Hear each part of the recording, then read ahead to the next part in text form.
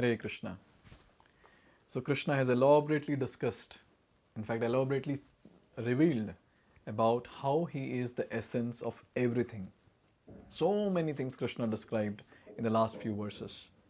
Now Krishna is going to summarize all of that in one verse in shloka number 12. Echaiva satvika bhava rajasastamasaschaye matta eveti tan vidhi natvaham teshu temai. So here Krishna is saying, Vidhi, know that Echaiva satvika bhava rajasas tamasas chaye. Know that bhava, all states of being, are let them be in satvika, that is goodness, or rajasaha, that is passion, or tamasaha, in ignorance. They are matta eva, they are manifested by my energy. And then he is saying, iti tan natva aham teshu temai, that I am not under these three modes of material nature, but they are within me. So basically Krishna is saying that all that exists in this world under the three modes of material nature, I am the origin. And I am not under them, but they are within me. So here Krishna has made a very, very strong point which talks about the actual position of Krishna. Let's try to understand this in much more deeper way. Here it is said in the purport that all material activities in the world are being conducted under the three modes of material nature. Although these material modes of nature are emanations from Supreme Lord Krishna, he is not subject to them. So these three modes of material nature, this topic is elaborately spoken by Krishna in future chapters. We will see, especially in chapter number 14. So now here in this particular purport, only superficially we will try to understand.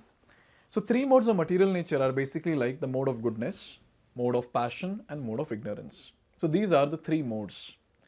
Now in the mode of goodness, the person is bound. The person is bound by happiness, sense and mind control, and other similar good things. But he's still bound because he's satisfied to be here in this world. The person in the mode of passion, he is bound. He is bound by lust and pride. He is more of a person who asks this question before doing any work, what's in it for me?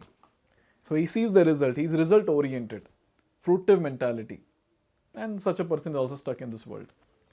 In mode of ignorance, it is very clearly said, in mode of ignorance, people are into too much of lamentation, illusion all the time, laziness, procrastination. Such people who are there, they are also bound very tightly here in this world. So in this way, people in the mode of goodness, mode of passion, mode of ignorance, all of them, they are bound in this world. And these three modes of material nature, we need to understand very clearly that these three modes of material nature, they are under the control of Krishna. So Krishna is controlling them. So Krishna is not under the control of three modes of material nature. Here a nice analogy is given. For instance, under the state laws, one may be punished, but the king, the lawmaker, is not subject to that law. So the lawmaker who is there, a king in the kingdom, he will make the laws, but then it's not mandatory that he is subject to those laws. It depends on him. He may make sure that he's under the law, or it's up to him. He may be aloof from that particular law which he himself has made.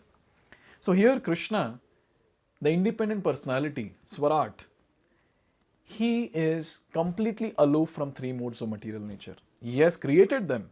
He is the origin of them. But then he is aloof. He is untouched by the three modes of material nature. If Krishna is also under three modes of material nature, then what is the difference between Baddha Jiva, a living entity stuck in the cycle of birth and death, and the Supreme Personality of Godhead, Lord Shri Krishna? So the difference is this, that we living entities who are stuck in the cycle of birth and death, who are suffering in this world like anything from time immemorial, we are under the three modes of material nature. We are dependent completely. We are controlled completely. But then when it comes to Krishna, he is independent. He's untouched by the three modes of material nature, and he is the enjoyer of everything. He is not dependent on anyone for his own enjoyment. So in this way we understand that he is aloof from three modes of material nature. Here it is also said, he is nirguna, which means that these gunas or modes, although issuing from him, do not affect him. That is one of the special characteristics of Bhagavan or Supreme Personality of Godhead. So this word nirguna is very nice to understand properly. Many times people translate this word nirguna as one without any qualities. So they say that Lord, the Supreme Personality of God is light, and light has no qualities. But one thing we have to understand, what is nirguna talking about? Guna basically talks about the guna, the modes of material nature basically. So this modes of material nature, they are actually called as guna. And nirguna means the one who is not under the three modes of material nature. That person is called as nirguna. So we need to understand that Krishna is nirguna, not that he is without qualities, but he is not under the three modes of material nature. He is complete with wonderful qualities. But then, here the point is, he is nirguna, he is not under the three modes of material nature. And when a person is not under the three modes of material nature, he is the one who is eligible to deliver all the other fallen conditioned souls who are bound in the three modes of material nature. If Krishna is also bound, then where is the question of he being the deliverer of others? So in this way, Krishna is saying that I am the origin of all the beings in three modes of material nature, but still I am independent, I am not dependent at all. I am aloof from three modes of material nature, and they are actually within me. So this is the statement that Krishna has made here, a very important statement which distinguishes Supreme Personality of Godhead from Baddha Jivas like us. Now after having said all these things, one may wonder that okay, if Krishna is everything, if Krishna is the one who is the essence of everything, cause of all causes, then what is actually preventing us from seeing Krishna, knowing Krishna, surrendering to Krishna? What is that is actually pulling us down, which is pulling us away from Krishna? What is that? And how to actually surrender to Krishna? So these questions will be answered in the next two shlokas by Krishna himself. Here Krishna will make it very clear that why a person is not able to understand the Supreme Personality of Godhead, and why a person is not able to surrender to Supreme Personality of Godhead. And at the same time, Krishna gives a solution how to surrender to Supreme Personality of Godhead.